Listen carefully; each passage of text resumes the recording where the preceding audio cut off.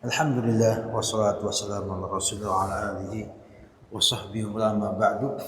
Ikhwati fillah, kita lanjutkan tadi kita pada sore hari ini dengan bekal yang kedua, yaitu ayyakuna ad-da'iyatu sabiran ala da'watihi, sabiran ala ma yad'u ilaih, sabiran ala ma ya'taridu da'watuh, sabiran ala ma ya'tariduhu huwa minal adab.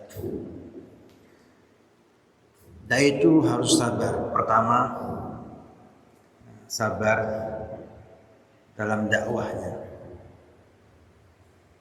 sabar dalam isi dakwahnya, belajar, kemudian juga menyiapkan materinya, juga sabar atas apa yang menimpa dakwahnya, dan sabar apa menimpa dirinya dari gangguan yang ada. Karena kadang-kadang dia ganggu orangnya, ganggu apa? Dakwahnya saja. Nah, kayak Nabi itu kan gak diganggu zatnya ketika ada Abu Thalib di situ.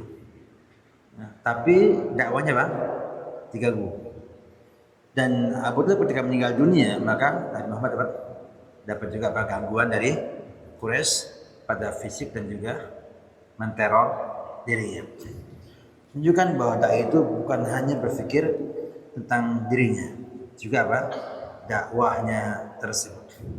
Atau tidaklah bisa dipisahkan antara dakwah dengan dirinya dalam hal ini. Harus sabar dalam semua ini. Ayakun as-sabr ala da'wati ay muthabiran 'alaiha la yaqtauha wa la yamul bal yakun mustamiran fi da'wati ila Allah biqadri al-mustaqa wa fil majalat ala takunu da'watu fiha anfa wa aula wa ablagha. Maknanya kan dakwah sabar itu muthabiran, berusaha untuk kokoh atas dakwah tersebut, tidak putus dakwahnya, tidak bosan, dan terus menerus continue berkelanjutan dalam dakwahnya sesuai kemampuan yang ada. Dan dalam medan-medan yang dakwah itu lebih manfaat, lebih pantas, dan lebih sampai di sana. Wal yasbir ala da'wati la yamal fa innal insana idza tarakahu al-malal istahsara wa taraka. Bersabar dan jangan sampai bosan. Karena manusia apabila terkena sifat ini, bosan ini, akan merasa berat, akan meninggalkan semuanya. Ini muncul, bahkan guru pun banyak yang merasa malas, sehingga ngajar sambil tidur, ngajar sambil malas. Itu akibat bosan, akibat malal, dalam artian bahwasanya dia merasa itu hal yang monoton, itu aja, sehingga biasanya tanpa tantangan itu ngantuk. Sampai ke atom yang mobil itu kalau dari lurus terus, relatif lebih mudah ngantuk daripada yang berbelok. Kenapa demikian? Karena memang manusia itu punya sifat namanya malal. Ini harus dilawan. Jadi lawan. Walakin idza kana muthabiran ala da'wati fa innahu yanalu ajra as-sabirin min wajhin wa takun lahu al-aqibatu min wajhin akhar. Wastami' ila qaulihi ta'ala mukhatiban nabiyahu tilka min anba'il ghaibi nuhiha ilaik ma kunta ta'lamuha anta wala qaumuka min qabli hadha fasbir innal aqibata lil muttaqin. Tetap ya. Artinya bosan juga kalau tiap hari diserang sama orang teror, tiap hari kan bosan juga akhirnya. Tapi Nabi katakan fasbir innal aqibata lil muttaqin. Jadi itu ya katalah bahwa dai itu harus takwa. Ya. Takwa itu jadi bekal dai. Kalau dia takwa, maka al-aqibah lil muttaqin. Kita bayangkan ya, sekelas Syekh bin Baz rahimahullah taala yang siap menanggung jutaan real. Ya, yang kata sebagian masyayikh, beliau meninggal itu masih punya hutang. Punya apa? Karena nanggung banyak sekali dai-dai di pedalaman Afrika dan di dunia ini banyak aja kafir, ya. Bukan karena dia miskin sebenarnya, karena uangnya habis untuk bantu orang banyak. Hutang pun untuk bantu orang yang banyak. Apa akibatnya? Para muridnya itu membuatkan kepada dia sebuah masruh, namanya Masruh bin Baz al-Khairiyah. Bangunkan sebuah pertokoan besar, disewakan apa? Pertokoannya, kemudian uangnya dipakai untuk membayar hutang dan juga mereka yang pernah dikafir oleh Syekh bin Baz yang ada datanya pada sekretariat yang beliau miliki. Jadi tidak berhenti. Siapa yang menuliskan para murid-murid, ya, menunjukkan bagaimana asarnya sebuah ketakwaan, ya, yang membuat nama beliau sampai hari ini masih jadi rujukan dan bahkan amalannya nggak berhenti. Kenapa? Karena banyak yang meneruskan amal solehnya setelah beliau wafat tersebut. Dan kehebatan beliau saya lihat adalah pada yakinnya beliau dengan Allah Subhanahu wa taala. Saya yakin kalau orang itu nanggung jutaan real untuk orang lain, itu kalau dia gak yakin sama Allah akan memberinya, maka nggak berani. Tidak berani. Antum misalnya harus nanggung orang sekian, antum gak punya pegangan, gak berani, ya, gak berani. Makanya kita dapatkan di banyak tempatnya, bahkan hutang-hutangnya para wali santri itu banyak sekali. Maka otomatis kita gak mampu untuk seperti beliau, ya. Yang mungkin sama beliau kan diputihkan semua dia. Kalau beliau yang menjadi pimpinan pesantren, diputihkan semua sama beliau, ya. Karena yakin yang beliau miliki bahwa Allah akan mengganti semuanya tersebut. Dan Allah buktikan memang keyakinan beliau tidak salah. Ya, semuanya diganti Allah Subhanahu wa taala. Sampai hutangnya pun dilunasi oleh anak muridnya, kemudian diberikan juga sebuah masuk untuk melanjutkan apa yang pernah beliau kerjakan selama masih hidup, dari bantu para duat di luar Saudi Arabia. Luar biasa, ya. Demikian hebatnya ketakwaan yang ada. Maka atau bisa ukur khanfullah bahwa dai itu butuh sebuah ketakwaan agar dia bisa sabar dalam hal. Saya yakin nggak sabar saya bila saya harus nabung uang 1 juta real misalnya. Mungkin sekarang kita mau nabung 10 juta ya kita harus mikir, ya, buat apa nabung 10 juta bagi anak-anak yang sekolah di pesantren kita. Emang beginilah ketika ketakwaan memang mempengaruhi itu semuanya. Wala budda yakun insan sabiran ala ma ya'taridu ad-da'watahu min al-mu'aradat wal mujadalat lianna kulla insanin yaqumu da'iyan ila Allah azza wa jalla budda ay yu'arad wa kadzalika ja'ala li kulli nabiyyin aduwan min al-mujrimin wa kafa bi rabbika hadiyan wa nasira.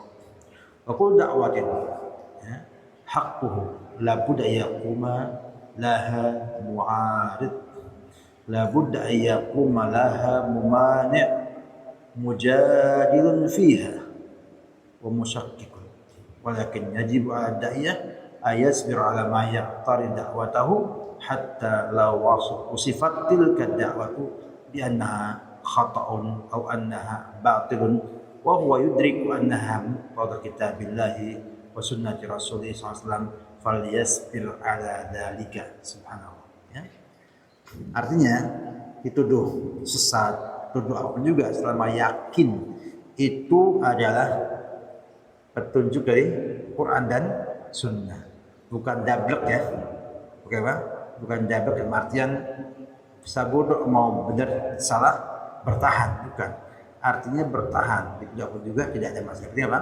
Yang penting kita sudah berjalan di atas Al-Quran dan Sunnah Rasulullah SAW. Demikian bagaimana kesabaran ini harus dimiliki oleh setiap dai. Walakin hadha la ya'ni al-insana yusiru ala ma yaqul wa ma yad'u ilayhi wa in tabayyana al-haqq. Fa innal ladhi yusirru ala ma yad'u ilayhi wa in tabayyana al-haqq yushbihu man qala lillahi fihim yujadilunaka fil haqqi ba'da ma tabayyana wal mujadila fil haqqi ba'da ma tabayyana sifatun madhmumatun. Jadi banyak ya kan film. Jelas sudah salahnya, masih nggak mau. Kenapa? Masih cari alasan. Tadi dikatakan bahwa ketika orang yang ngerokok, kita katakan nanti kamu kok batuk-batuk. Apa jawabannya? Kambing aja nggak rokok batuk juga. Gitu. Apa namanya? Mujadil ba'dama tabayana. Ya. Artinya musir atas kesalahannya ada, tidak mau tahu. Jadi kebetulannya orang yang demikian. Ya. Kita sampaikan rokok itu kalau kamu hisap itu kamu ukur berapa kilo tuh. Ya. Hitung duitnya berapa habis setiap bungkus berapa satu bungkus berapa sih, bukan ingat sekian hari, sekian bulan, sekian tahun bisa korban kambing setiap tahun dari harga rokok yang dia bayar tersebut. Tapi tetap saja malah bahkan dikasih nasi bungkus nggak mau menyebar rokok. Jadi aja itu kita ngasih bantuan, katanya saya nggak butuh nasi, saya butuh apa? Dakwah kita. Ya. Dan banyak hal yang lainnya. Ya, bahkan kalau teman usaha zaman sekarang ini lebih ngeri. Ya, kalau atum bepergian ke daerah-daerah, dapatkan hal yang mengenaskan, mengatakan apa yang ada di sekitar kita ternyata lebih baik daripada yang lainnya. Ya. Sekeluarga dari yang bayi sampai mbahnya itu nyanyi karaokean. Ada. Ya, saya pernah di Batam lihat itu. Di samping masjid lagi. Ya, setelah sholat maghrib, ya, kita sholat maghrib mulai musik. Ada musik kok maghrib ini. Ternyata apa? Ibunya, ya, anaknya megang apa? Mik. Saya lihat dari yang masih baru jalan sampai yang sudah tua mbah sama-sama main karaokean. Sekeluarga di depan rumah. Ada salonnya, ada mic. Antum bisa bayangkan bagaimana kondisi Muslim semua. Sholat semua. Jadi banyak akan salah. Belum lagi kalau ke timur banyak orang subhanallah tidak bisa baca Quran. Padahal mbah-mbah mereka itu dulu Muslim. Dakwahnya kerajaan Tidore, Ternate itu sampai ke wilayah timur, Papua dan sebagainya. Namun ya, orang tuanya baca Quran, hafal Quran, anaknya apa? Hilang. Ya, dan akhirnya tidak bisa baca Al-Quran lagi. Jadi banyak sekali kalau kita melihat bagaimana kondisi masyarakat yang ada itu membuat kita akhirnya berpikir bahwa ternyata kita masih lebih baik dari mereka. Walaupun mungkin bagi kita apa? Tidak mudah juga mereka terima dakwah yang kita miliki ini. Waqad qala Allah fi man intasafa biha wa man yushaqiqi rasulan ba'da ma tabayyana huda wa yattabi' ghayra sabilin nuwallihi ma tawalla wa nuslihi jahannam wa sa'at masira. Fama ya'taridu da'wata ayuha da'iya in kana haqqan fal wajib 'alaika arju ilaihi wa in kana batilan fala yuthni azmaka min 'anil madhi qadaman fi da'watika. Jadi jangan kamu menghilangkan atau menduakan tekad kamu untuk terus melangkahkan kaki dalam dakwahnya antum. Itu kan kalau kita tetap berjalan. Ada istilah biarlah anjing menggonggong, kafilah tetap berlalu. Kenapa? Karena anjing menggonggong itu tidak bahaya. Tapi kalau antum sudah digonggong atau dekat, coba digigit sama anjing. maka berbahaya. Ya, berbahaya karena ada apa? Bahaya rabies pada anjing tersebut. Karena banyak najis di liurnya itu berbahaya bagi gigitan anjing tersebut. Makanya ketika orang gigit anjing maka disuntik, ya, disuntik agar tidak meracuni tubuh orang tersebut.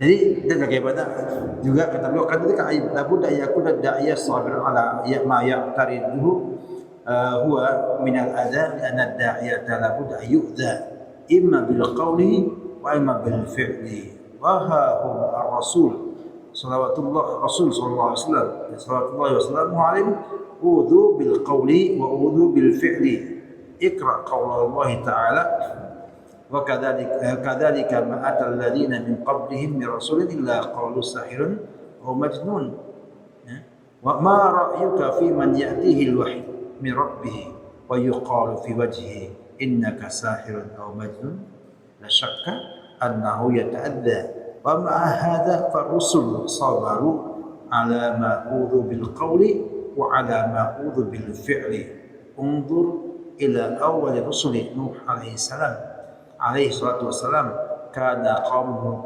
يمرون به وهو يصنع الفلك ويسخرون به ويقول له إن تسخروا منا فإننا نسخر منكم كما تسخرون فسوف تعلمون ما يأتيه عذاب يخزيه ويحل عليه عذاب مقيم. الله أكبر. Artinya akan terlalu bahasanya walam yaqtasir al-amr bihim ala sukhriyati bihi bal tawa'aduhu bil qatl qala illam tantahi ya nuh lanakunanna minal marjumin ay minal maqtulin ramyan bil hijarah. Itulah pembunuhannya paling mengerikan. Dan hanya untuk mereka yang berzina dan sudah diberikan tempat untuk menikah, ya, atau setelah menikah. Dirajam paling mengerikan. Ya, kalau di potong lehernya gak ngeri, antum hanya lihat dalam hitungan detik mati. Tapi kalau dirajam itu bisa jadi lama. Jadi lama meninggalnya karena dilempar dengan batu. Kalau pas lemparnya pas pada titik yang mematikan maka apa? Matinya cepat. Kalau enggak matinya lama. Huna tu'ida bil qatli ma'a tahdidin bi anna qad rajamna ghairaka idharan li'izzatihim wa annahum qad rajamu akharina wa anta minhum. Kenapa? Minal marjumin. Artinya sudah banyak orang yang dirajam sebelum kau wahai Nuh. Walakin hadza la yusni Nuhan, tidak membuat Nabi Nuh lambat atau surut alaihi salatu wasalam an da'watihi bal istamarra hatta fataha Allah bainahu wa bain qaumihi. Wa hadha Ibrahim alaihi salatu wasalam qabala qaumuhu birrafdi bal saharu bihi bainan nas qalu fa'tu bihi ala a'yunin nasi la'allahum yashhadun thumma ta'aduhu bil ihraq qalu harriquhu wansuru alihatakum in kuntum fa'ilin fa'uqadu naran 'azimatan wa ramahu bil manjaniq libu'dihim anha لشدة حرارتها ولكن قال رب العزة والجلال قلنا يا نار كوني بردا وسلاما على إبراهيم فكانت بردا وسلاما ونجا منها فكانت عاقبة لإبراهيم وأرادوا به كيدا فجعلناهم الأخسرين. Ibrahim, contoh yang kedua adalah Ibrahim alaihissalam. Dakwah sampai diajak disaharu aja dibuatlah orang banyak rame-rame untuk saksikan Ibrahim, tidak juga menghentikan dakwahnya, maka diancam dengan dibakar. Ikhwatifillah, dikisahkan bahwa Nabi Ibrahim itu dilempar dengan manjanik itu apa? pelemparan batu yang bisa melempar jauh. Ya, kalau di film-film itu ada ketapel besar itu kasih batu yang bisa untuk menentukan tembok benteng. Itu dipakai untuk melempar Ibrahim. Artinya apinya itu demikian besarnya sampai tidak berani mendekat orang dan tidak mampu orang melempar Ibrahim ke api. Kenapa? Karena panasnya api itu melebar sampai jarak yang jauh. Kira-kira apinya itu bisa kecil. Bayangkan ya, dengan manjanya keluar jauh lemparannya. Menunjukkan bagaimana besarnya api yang ada sehingga orang tidak berani ya melempar Ibrahim dengan tangan mereka. Ya. Atau dengan apa? Ambil gerobak nggak bisa karena panas sekali. Maka mereka manjani. Ibrahim subhanallah tawakalnya memang sangat tinggi. Tidak minta bantuan, hanya mengucapkan hasbunallah wa ni'mal wakil. Allah cukup sebagai penolong saya. Masuk dalam api. Orang yakin akan mati. Ibrahim terbakar hanyut tanpa apa? Tanpa sisa. Tinggal apa? Debunya bercampur dengan abu kayu yang dibakar tersebut. Allah Maha Kuasa mengatakan kuni wahai api, jadilah kamu bardan wasalaman. Bukannya dingin, tapi salaman, dingin yang menyelamatkan. Dingin itu karena ada yang menyiksa kita ya. Antum kalau di Madinah musim dingin bisa 10 derajat aja antum tersiksa. Di Najran itu bisa minus. Ya, apalagi kalau di daerah Syam sana bersalju, ya. Menunjukkan bahwasanya Allah kasih ada bardan juga apa? Salaman, bardaw wa salama. Siapa yang menang? Ibrahim. Wa aradu bi kaidan faj'alnahum al-akhsarin. Juga Musa. Wa hadza Musa alaihi salatu wasalam tawa'adahu Fir'aun bil qatl faqala daruni aqtul Musa wa li'ad'u rabbahu inni akhafu an yubaddila dinakum aw yadhharu fil ardil fasad. Fatawa'adahu bil qatl lakin akhir amr kanat li Musa alaihi وهاق بأهل فرعون سوء العذاب وهذا عيسى. Dan Musa punya kisah cukup istimewa ketika Allah lihat bagaimana tingkat percaya sama Allah yang demikian sempurnanya. Ketika Fir'aun mengejar Bani Israel yang bersama Musa sampai di tepi laut Merah. Mereka itu depannya laut, belakangnya tentara Fir'aun. Apa kata para penduduk Bani Israel? Inna lamudrakun. Pasti kami akan ditangkap oleh Fir'aun dan tentaranya. Dan terbayang siksaannya akan didapat oleh mereka ketika itu. Apa kata Musa? Kalla, enggak mungkin. Ya, kalla, enggak mungkin kata Musa. Kalau orang yang enggak yakin sama Allah, enggak mungkin mengatakan kalla. Dengan lafaz muakkad, taukid. Kalla, enggak mungkin sama sekali.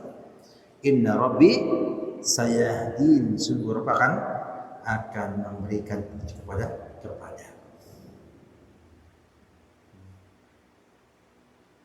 Punya Allah belah lautan jadilah jalan bagi Bani Israel. Maka berkata mereka menyeberang. Fir'aun pede aja ya, karena merasa hebat, pede aja. Dia punya menyeberang. Begitu Fir'aun di tengah lautan, jalannya berubah menjadi air kembali. Ikhwatilah, ini mukjizat Nabi Musa alaihissalam. Apakah ada orang lain yang bisa nyebrang lautan selain Bani Israel dan Musa? Ada nggak? Hah? Ada. Ada. Saat bin Waqqas ketika perang Qadisiyah. Tahu ya Qadisiyah? Menang. Maka orang Persia itu nyebrang sungai Efrat ke Madain. Sedangkan kaum sudah punya perahu. Gimana nyebrangnya ke Madain? Pakai kuda mereka. Naik kuda mereka. Saat mereka berdoa, mereka menyeberang lautan dengan kuda-kuda mereka. Hanya basah apa? Sepatu kudanya saja. Kayak darat. Di bawah Ibnu Katsir dalam kitab Dewan Penihaya. Dan pernah juga di kalangan tabi'in, saya lupa apa namanya, Abu Muslim Al-Khawlani atau siapa pun sama, ya, pernah menyeberangi lautan. Juga Ala Al-Hadrami yang menyeberang ke Aden juga demikian. Misalkan mereka menyeberangi air dengan kuda-kuda mereka, sungai dengan kuda mereka. Dan sungainya bukan sungai kecil, yang jadi apa oleh Quran. Subhanallah. Allah Maha Kuasa mereka apa?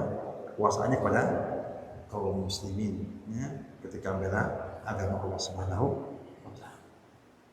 Ikhwatillah, kita perlu mengenal sejarah para nabi dan juga para sahabat. Kenapa? Karena ada contoh. Banyak hal-hal yang istimewa yang berkat rahmah bagi para wali Allah dan adalah mujizat bagi para nabi dan rasul alaihi wasallam. Tapi yang jelas ada sebuah keyakinan yang sangat sempurna kepada Allah Subhanahu wa taala yang kita tidak punya atau kita kehilangan, yakin tersebut.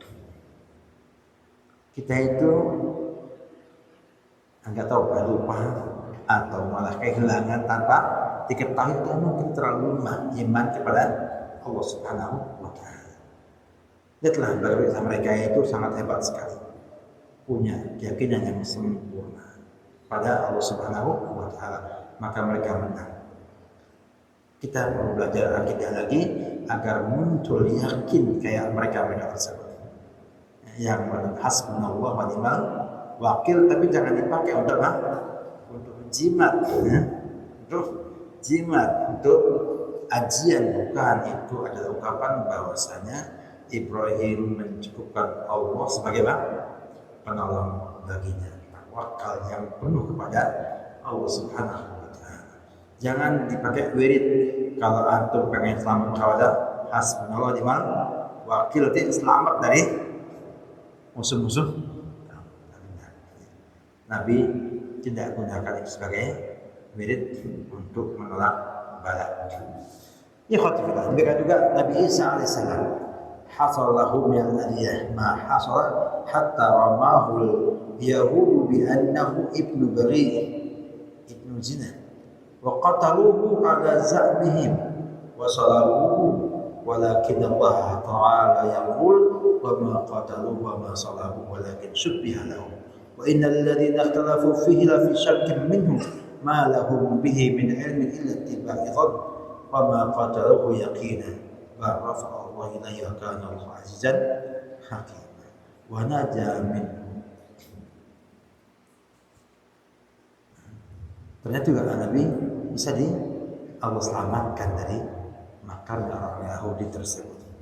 Wa hadza khatamur rasul wa imamuhum sayyid bani Adam.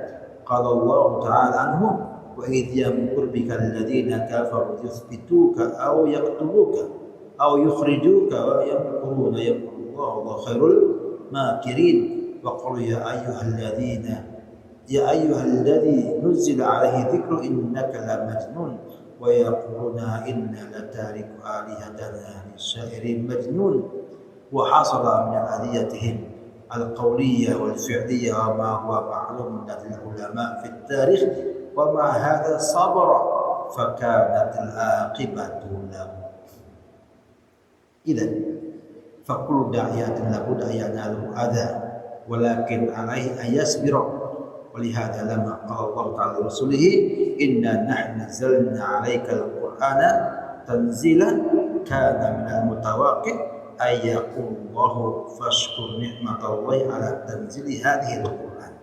Lakin Allah qala fasbir li hukmi rabbik. Inna nahnu nazzalna 'alaikal qur'ana tanzila. Maksudnya apa? Fashkur. Lihat fasbir. Fasbir li hukmi rabbika. Kenapa demikian? Isyaratan ila anna kullama qama bi hadzal Qur'an wala budda ayyanalahu ma yanaluhu min al-umur allati tahtaju ila sabrin 'azim. Fa'ala da'iyati ayyakuna saburan sifat apa? Musyabbah. Ya, saburan bi ayyastamir hatta yaftahu Allahu lahu wa laysa min ad-daruri ay yaftahu Allahu lahu fi hayatihi bal innal muhimma an tabqa da'watuhu bainan nas nasihatan matbu'atan laysa al-muhim anna as-shakhsa bal innal muhim an tabqa da'watuhu bainan nas nasihatun matbu'atun wa laysa al-muhim as-shakhsu walakin al-muhim ad-da'watu fa idza baqiyat da'watuhu walau ba'da mautihi fa innahu hayyun qala Allah azza wa jalla aw man kana maitan fa ahyaynahu wa ja'alna lahu nuran yamshi bihi fin nas kama mathaluhu fi dhulumati laysa bi kharij minha fil haqiqah anna hayat ad-da'iya laysa ma'naha an tabqa ruhuhu fi jismihi faqat bal an tabqa maqalatuhu hayatan bainan nas. Artinya kan bahwa ini sesuatu yang hebat sekali. Bahwa dai itu jangan lihat apa yang dia dapatkan di dunia ini. Ketika dia masih hidup, dakwahnya akan terus berkembang. Ya. Walaupun dia sudah meninggal dunia. Makanya dalam diri kita harusnya punya sebuah keyakinan bahwasanya dakwah itu sukses. Ya. Bila kita mengikuti Quran dan Sunnah. Walaupun mungkin suksesnya apa? Nanti setelah kita mati baru sukses. Baru sukses. Artinya omongan antum tuh ingat terus oleh orang sampai antum wafat tetap diingat sama orang. Kayak Imam Bukhari itu sukses dia. Terus buku. Kenapa? Karena bukunya tiba tuh sampai hari ini. Sehingga dia hidup terus ya, beramal dengan apa? Dengan ilmu yang manfaat tersebut. Jadi sebetulnya kan dai ataupun guru itu adalah profesi yang paling istimewa. Kata Ibnu Jum'ah dalam kitabnya Tadrisan al-Mutakallim.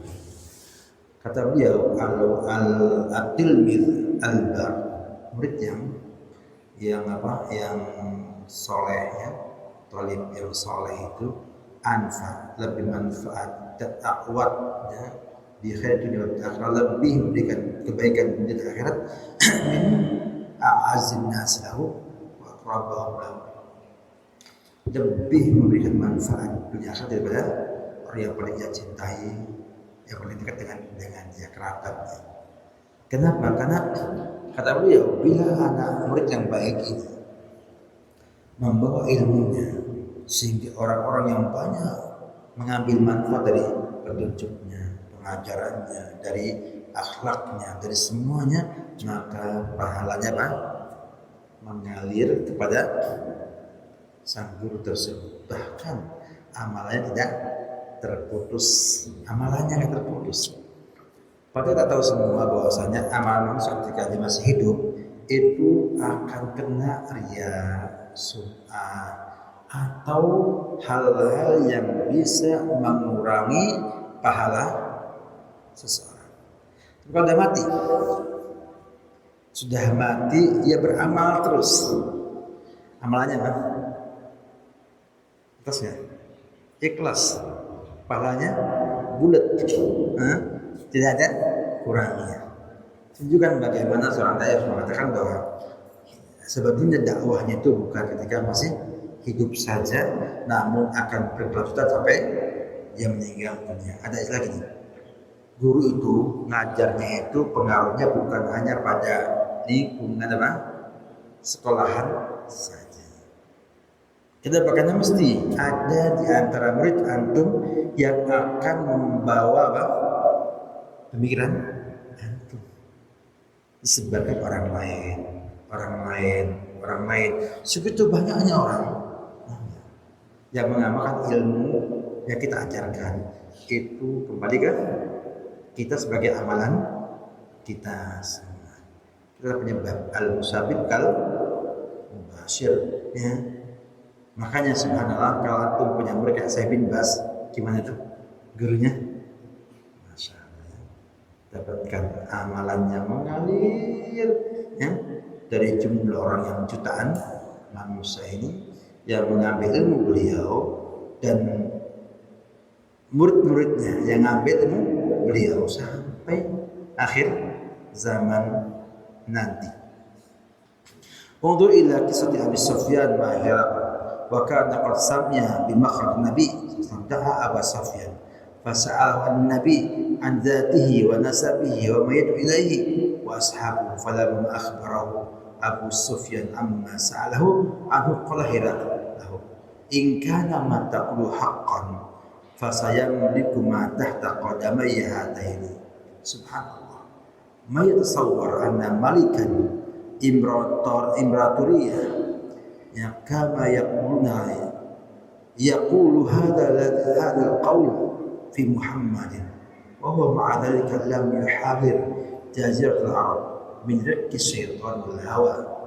Ma yatasawwar anna mithla hadha ar-rajul yaqul mithla hadha al-qawl lihada lama kharaja Abu Sufyan qala liqaumi laqad amira Amr bin Abi Qais innahu la yakhafu maliku banil asfar. Adi Amir azima Amr bin Abi Kabsah laqad jita syai'an imro aziman.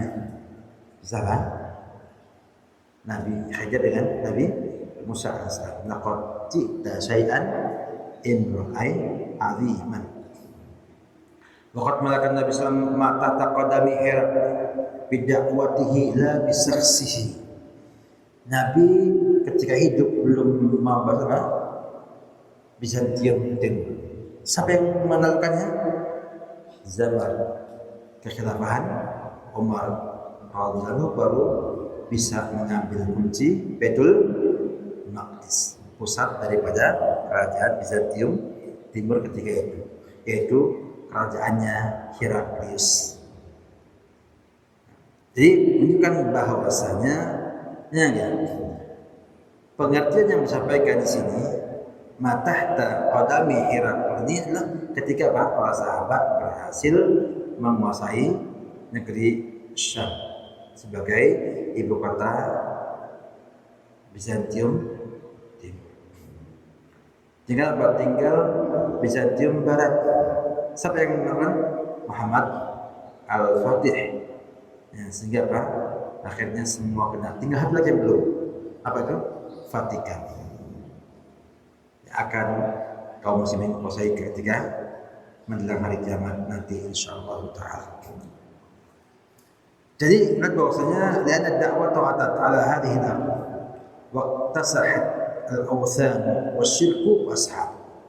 Wa malaka khulafa ar-rasuluna ba'da Muhammad sallallahu alaihi wasallam malakuha bidakwati Nabi sallallahu alaihi wasallam wa bi syari'ati Nabi sallallahu alaihi wasallam.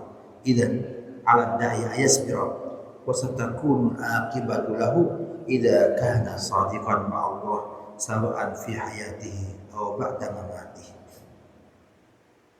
Qala Musa liqaumihi ista'inu billahi wasbiru innal amra lillahi yurithuha man yasha'u min ibadihi wal aqibatu lil muttaqin innahu may yattaqi wa yasbir fa inna Allaha la yudhi'u ajral muhsinin. Menunjukkan pula bahwasanya sabar itu mutlak dalam dakwah dan akibatnya pada orang yang takwa. Dan hanya takwa yang terasa sabar. Alhamdulillah kalau antum lihat gambaran umum saja. Sebetulnya persisihannya ada pada manusia itu kembali kepada 3 permasalahan. Yang pertama waqfuddin, lemahnya agama. Yang kedua dhaful akal, lemahnya akal. Yang ketiga dhaf din, kemudian dhaful akal dan dhaful ilm. 3 inilah pusat atau sumber persisian yang ada. Bila dia qawiyul al-ilmi, qawiyul akal, dan dia qawiyul din, insya Allah akan tambah sedikit persisian yang ada. Sahabat Nabi itu agamanya qawi. Akalnya hebat. Lihat mereka ketika tanya sama Nabi kita Muhammad SAW. Pertanyaannya bermutu semua. Ya, bermutu semua. Juga akalnya, juga ilmunya jangan tanya. Maka orang yang punya 3 ini, agamanya bagus, ya, akalnya bagus, ilmunya bagus, akan jadi kebaikan dan bisa menyatukan orang lain. Dan kita dapat demikian. Ya, tentu lihat semua persisihan kaum muslimin kembali pada 3 hal ini. 3 hal ini. Perempuan itu lebih banyak dhaf dalam agama, sama dalam akal. Dan Nabi enggak katakan dhaful ilm, karena perempuan banyak yang bisa mengalahkan laki dalam ilmu, tapi akal. Apa itu akal sih? Contohnya kan Quran. Ilmu itu kan tadi ya, Quran, Sunnah, teori. Ya. Akal itu adalah penggunaan akal kita untuk mengambil sebuah keputusan. Ya, apakah saya serang? Saya bertahan. Saya bantah? Dan saya bantah. Itu apa? Akal yang melihatnya. Semakin akalnya cerdas, semakin mampu melihat itu semuanya. Semakin nggak cerdas, semakin nggak tahu tuh semuanya. Paham ya? Agama adalah agama, iman kita. Sehingga kata Ibnu Utsaimin rahimahullah telah kembali pada 3 hal ini. Dan kita terjadi itu semua. Dan karena itu didapatkan kita nggak sabar itu mungkin karena lemah agama kita, atau mungkin lemah akal kita, atau lemah ilmu kita. Atau bayangkan namanya musibah itu pasti menimpa semua orang, tetapi beda-beda orang. Orang kafir ya akalnya hebat, sabar dalam sakit yang dimilikinya, sabar, nggak ngeluh, banyak kan? Banyak, karena begitu sama aja. Dia ngeluh, nggak ngeluh, emang sembuh. Artinya kalau antum sakit, antum mikir sembuh nggak sembuh, enggak bisa nggak? Nggak bisa. Artinya kita hanya berusaha berobat, sembuhnya Allah yang menyembuhkannya. Berarti apa? Antum ngapain? Sabar nggak sabar, sama nggak sakitnya? Sama. Artinya kalau nggak sabar, sakit sembuh nggak sakitnya? Hah? Belum tentu sembuh juga. Atau sabar, sama. Kalau seandainya ada dalil yang sabar sembuh sakitnya, semua apa? Sabar semua. Akal mempengaruhi hal itu. Dan nampak sekali dalam banyak fatwa, dalam banyak keputusan itu akal punya peran yang sangat istimewa. Hanya melihat bagaimana akibatu syekh, mana yang lebih memberikan hasil yang lebih baik. Kemudian kayaknya waktunya mepet ya untuk baca ini semuanya. Jelas bahwasanya banyak ya 3 hikmah. Hikmah itu itqamul umur wa ihkamuha. bukan sekedar aja itkon, harus itkon. Ya. Sehingga kalau orang sudah mungkin, artinya pakar di bidangnya, sudah ihkam lagi, sudah betul-betul menguasainya, maka tentunya apa? Akan bisa menempatkan sesuatu pada tempatnya. Kapan ia harus segera menyelesaikan, kapan ia menunda. Nah ini semua ikhwanillah ada pada ulama rahimahullah ta'ala. Mereka punya hikmah sehingga mereka melarang. Jangan dulu. Ya. Sekarang itu menggunakan apa? Hikmah ini. Maka betul-betul kalau orang kembali kepada ulama selesai. Kenapa? Karena mereka ini pakar di bidangnya. Nah, ya. Pakar apa? Di bidangnya. Mereka mengerti daqaiqul umur, bisa mengerti akibat umur, sehingga mereka berfatwa itu betul-betul memberikan manfaat kepada umat dan maslahat pada umat semuanya. Maka kita berharap ya, kita semua tidak lepas dari para ulama rahimahullah ta'ala. Karena mereka lah sumber hikmah di zaman sekarang ini, pengalamannya, kemudian juga ilmunya, akal mereka, ya, dan agama mereka itu menentukan adanya hikmah di sini. Makanya dari dulu kan para kayak Umar bin Khattab kalau mau ngajak rapat siapa? Ahlu Badar. Ya. Yang kedua isna'u masyidum qad ghafirtu lakum. Artinya orang yang tidak ampuni biasanya apa? Allah beri taufik untuk benar. Maka Umar itu kesimpulannya dalam pemerintahan banyak yang maslahat kepada umat.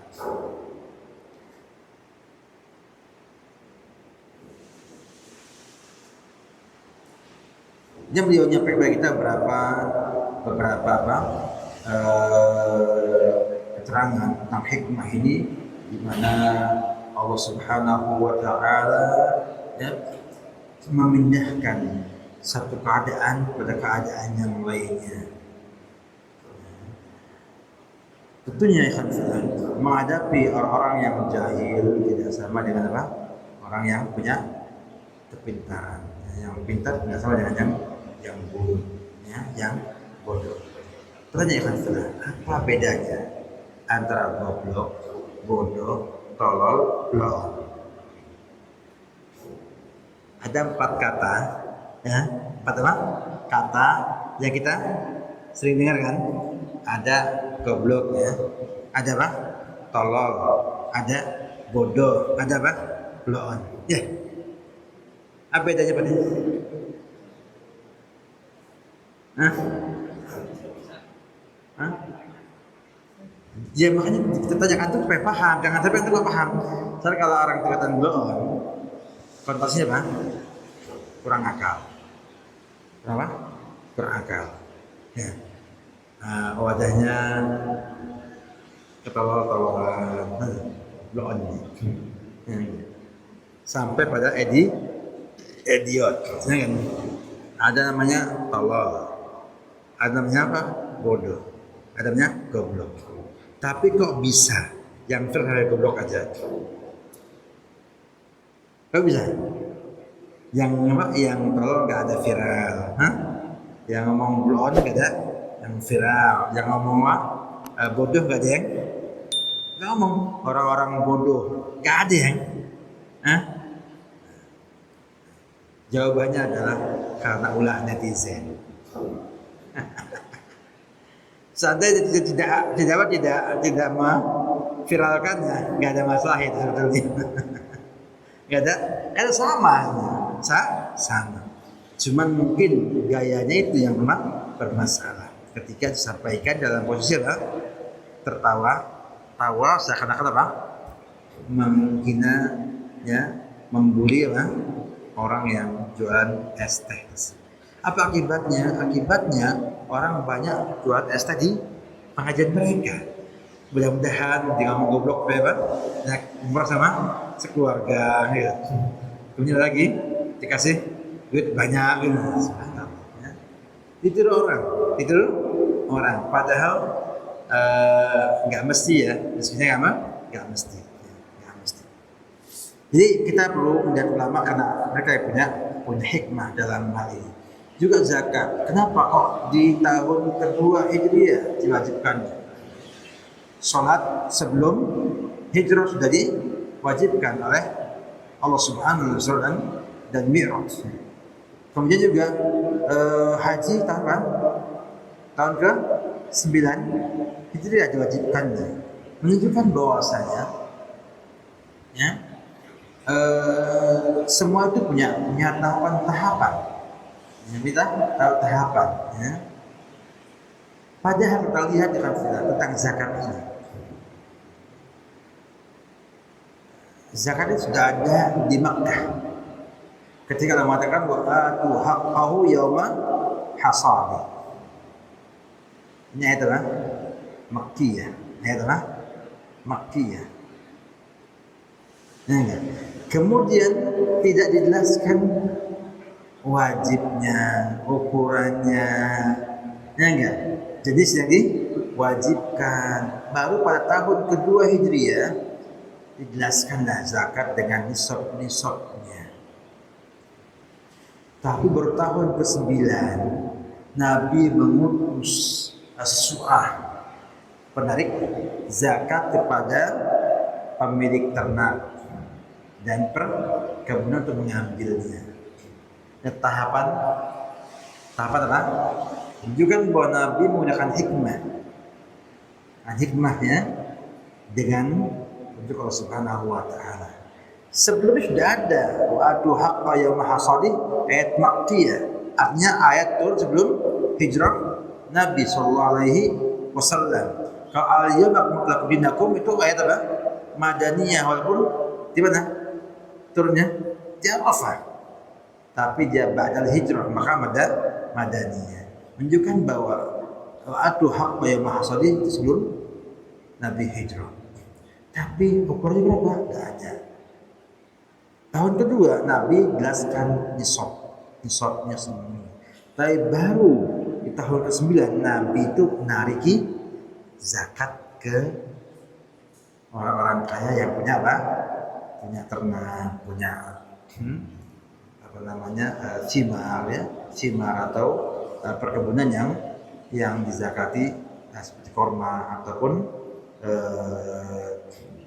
yang lainnya.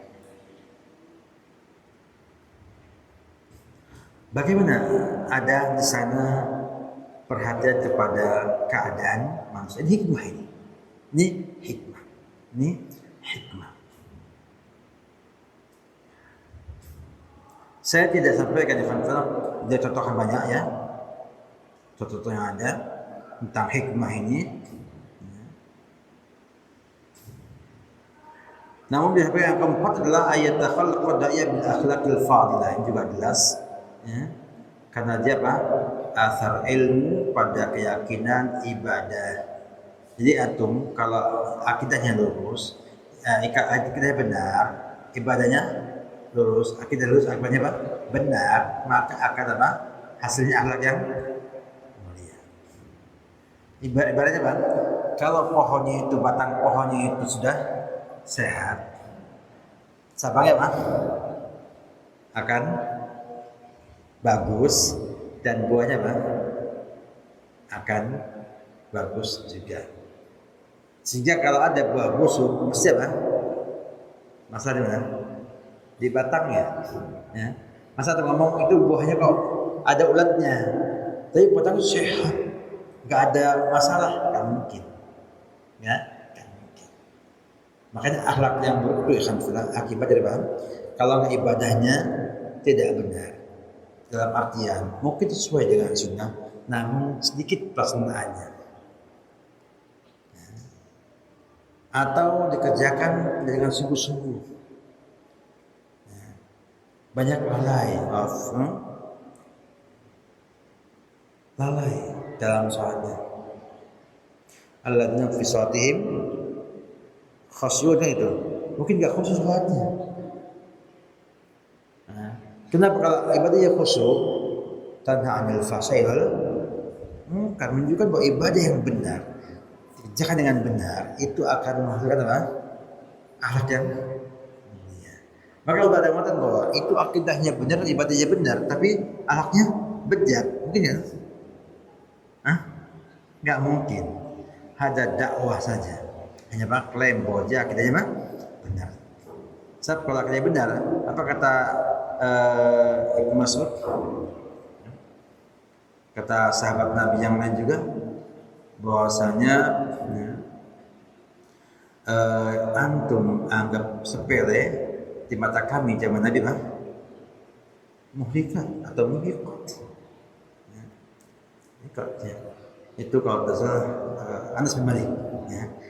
Anas mengatakan kepada para tabi'in, innakum lataf'aluna a'malan wa fi ayunikum ya, hakir wa nahnu nara fi ajin Nabi SAW minal mubiqat. Sungguh, nah kata Anas bin Malik, ya, kamu itu mengerjakan amalan-amalan arti sepele, ya, yang di mata kalian itu hakir, sangat gak ada apa-apanya lah. Ya. Namun kami dulu di zaman Nabi memandangnya apa? Minal mubiqat. Karena beda persepsi. Ya, kalau sahabat Nabi itu melihatnya bukan pada amalannya, tapi siapa yang dimaksiati. Para setelahnya, ya adalah amalannya. Ini dosa kecil, dosa besar. Ya, bukan kepada siapa yang dimaksiati tersebut. Sehingga beda. Kalau para sahabat dahulu memandangnya Pak Allah, walaupun kecilnya Allah yang dia maksiati, sehingga nggak berani. Nah, nggak berani. Sama kayak antum, kalau antum itu cinta dengan Bapak antum, sangat hormat, sangat kagum, ya enggak? Antum nggak berani sih beliau walaupun hal yang kecil. Kenapa? Karena antum merasa itu besar nantinya. Ya enggak? Nah, tapi kalau tahu lihat amalannya, sepele aja. Kata Ibnu Qayyim dalam Syarah Shalihin, dia mengatakan bahwa Anas melihat sebagian orang waktu itu sudah menyepelekan sholat berjamaah di masjid. Ya. Padahal zaman Nabi, sahabat melihat sahabatnya ada yang tidak sholat di masjid tanpa udzur, nifaq. Ya apa? Munafik. Yang gitu, karena wa idza qamu yusalli qamu kusala. Padahal mungkin saja mereka itu berjamaah di rumahnya.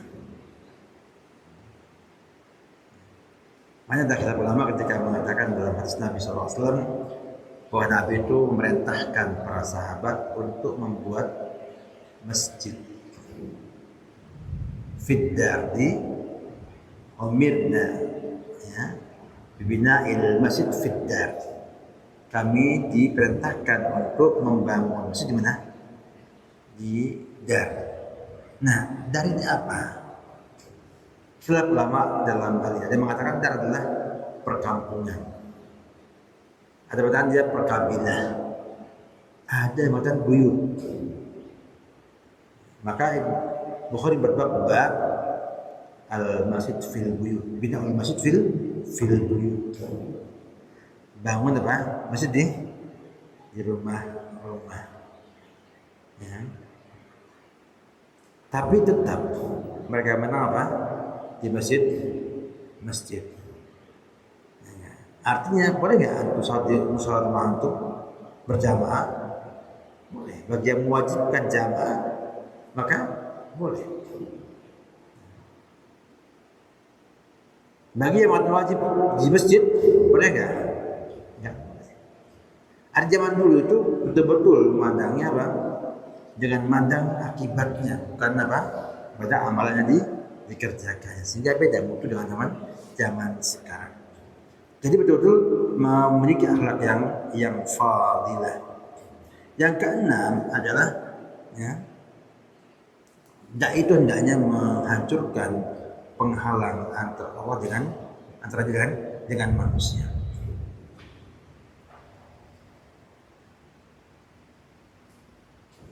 Artinya, ketika seorang kata beliau, dia ada kasar dan ikhwannya doa idza ra'a qauman ala munkarin qad ya tahmiluhu al-ghiratu wa karahatu hadzal munkar ala alla yadhhab ila haula'i wa la yansah.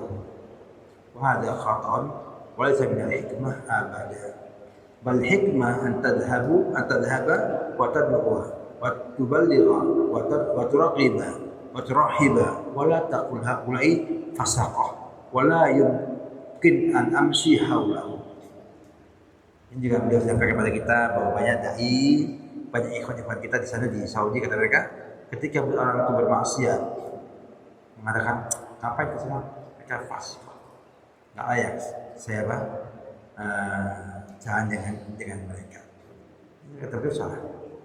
Harus datangi, ya, ajak dakwahi dia, sampaikan kebenaran, dimotivasi, di ancaman, dan tidak kata mereka sudah fasik, sudah selesai. Artinya itu ada hadis. Nah, kita punya ikhwan. Kalau antum lihat itu bukan ikhwan antum, bukannya ngaji, antum nggak mau negur mereka, Mas jangan rokok ya. Berarti nggak? Kalau bisa, maaf Mas, kalau saya nggak ngerokok di sini di tempat khusus, maksudnya umum, dilarang oleh negara rokok di tempat.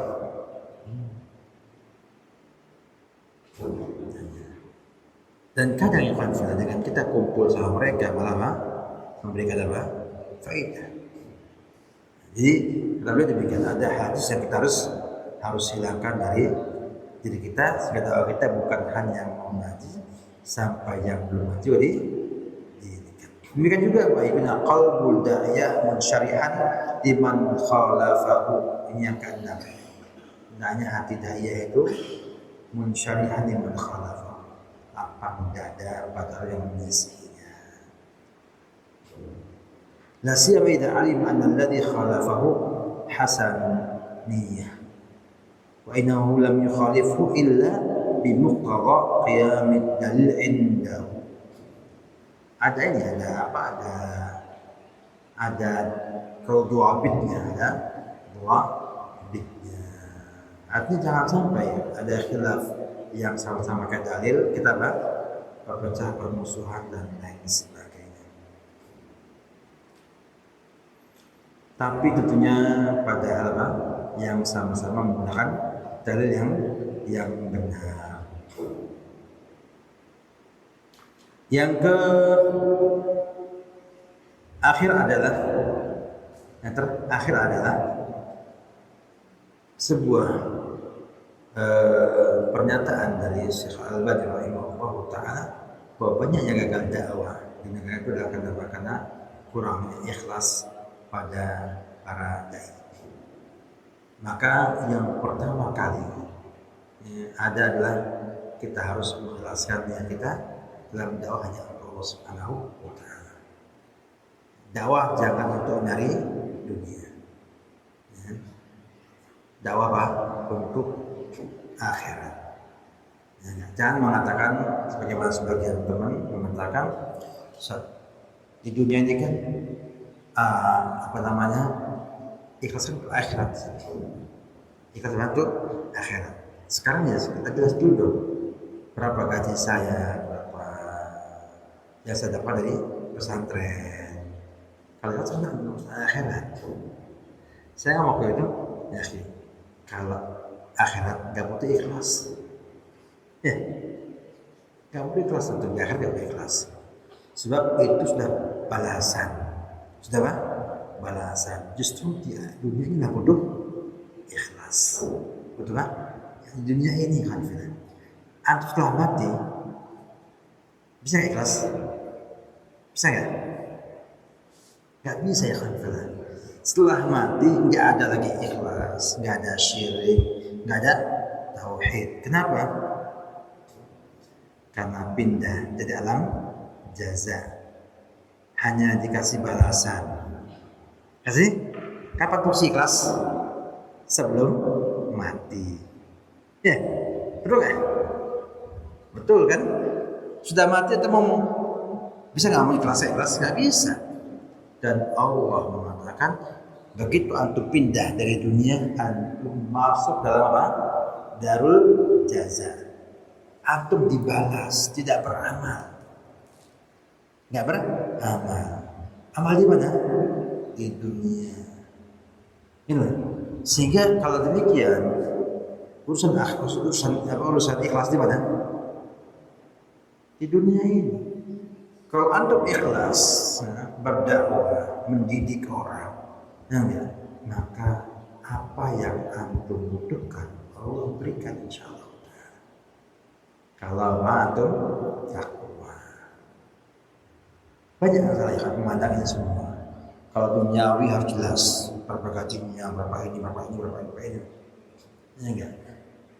Ini keliru. Kenapa? Karena ikhlas itu fungsinya di dunia. Wa ma umiru illa liya'budullaha mukhlishin lahu din. Ibadah kepada di dunia ibadah itu, bukan di akhirat. Jadi di dunia. Jangan keliru memahami ikhlas di akhirat. Ya. Dunia ini butuh ikhlas. Bukan butuh kepastian apa? Harta, bukan. Butuh kepastian ikhlas, bukan kepastian berapa dapatnya. Nanti kalau antum ikhlas lillahi ta'ala plus takwa, maka apa? Maka antum tinggal terima hasilnya. Di mana? Dunia dan di akhirat. Maka Nabi katakan dalam sebuah hadis ketika saya alaikum athar, akan muncul pada kalian athar. Apa atharnya itu? Kata ulama ada imam jair, ada pemerintah yang mendahulukan dirinya ketimbang kepentingan rakyatnya. Intinya adalah di sana muncul egoisme. Semua mementingkan masing-masing. Artinya lembaga pengennya maju, nggak mau tahu gurunya. Guru dipers, kayak bersama baju, sampai keluar darahnya misalnya. Itu azab. Apa kata Nabi? Fama ta'mur ya Rasulullah? Qala addu ma'alaikum was'allahu ma. Tunaikan kewajiban kalian dan mintalah hak kepada Allah Subhanahu wa ta'ala. Jangan minta sama manusia. Kenapa? Karena kalau antum sama Allah, antum akan kecewa. Namun bila antum minta sama manusia, akan kecewa. Saya pengalaman banyak. Ketika kita itu sudah mengatur harapan sama manusia, Allah buat kita kecewa. Ada teman Allah, nanti kalau antum bangun rumah, saya bantu. Bangun dari fondasi sampai jadi gak muncul orangnya sama sekali. Kecewa nggak? Kecewa? Kecewa. Ya gak perlu kecewa. Kenapa? Karena ketika antum minta sama Allah, antum gak kecewa. Anggap aja jadi manusia. Semua janji selain Allah pasti mengecewakan atau mungkin mengecewakan. Nah gitu. Kalau aja bohong pasti apa?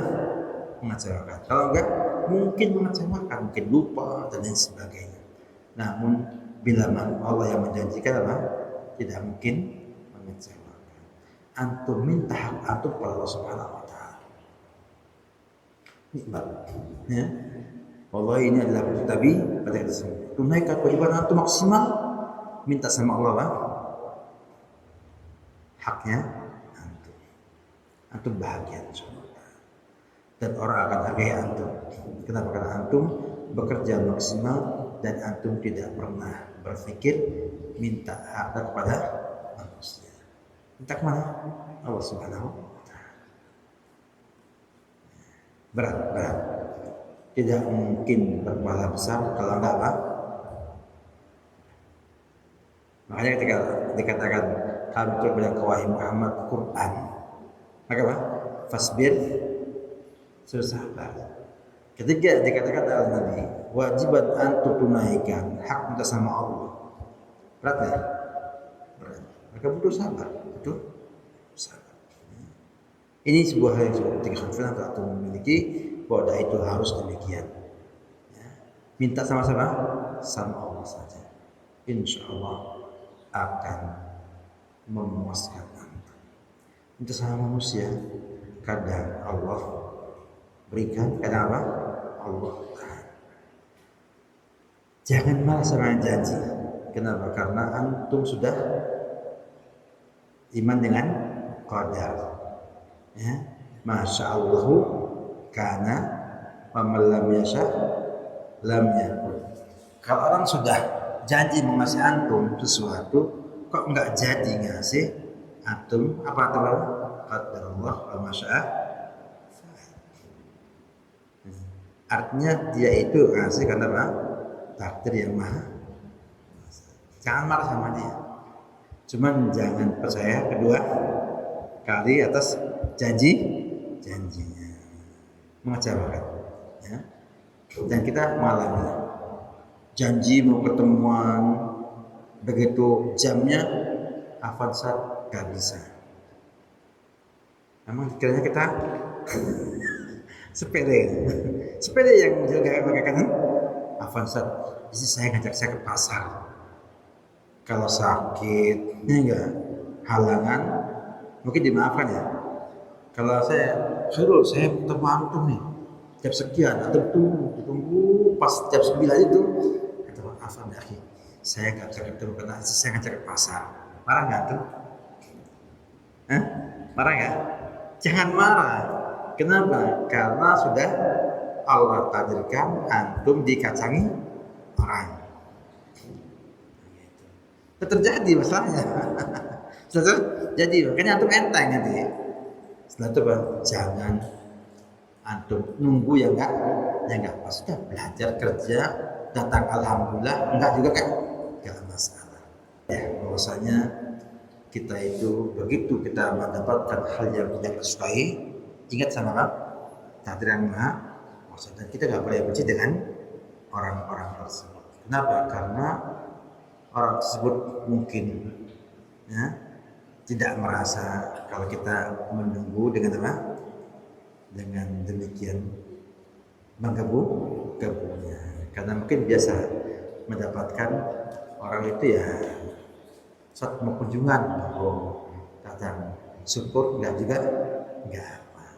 Padahal kita sudah nunggu ya, kerjaan ditinggal, semua tinggal hanya untuk ketemu sama dia. Maka kita jangan kecewa. Demikian juga ketika antum misalnya digaji kok sebulannya 35 hari, bukan 30 hari. Sebulan 40 hari misalnya. Jangan marah. Kenapa? Karena itu sudah Allah takdirkan. Antum rezekinya memang digaji 40 hari bulan tersebut. Ingat, nanti 20 hari bulan yang akan datang. Jadi ingatlah semuanya supaya antum enak dan tidak membenci orang yang tidak Allah benci, dan tidak cinta yang Allah tidak cintai. Wabillahi taufiq. Assalamualaikum warahmatullahi wabarakatuh.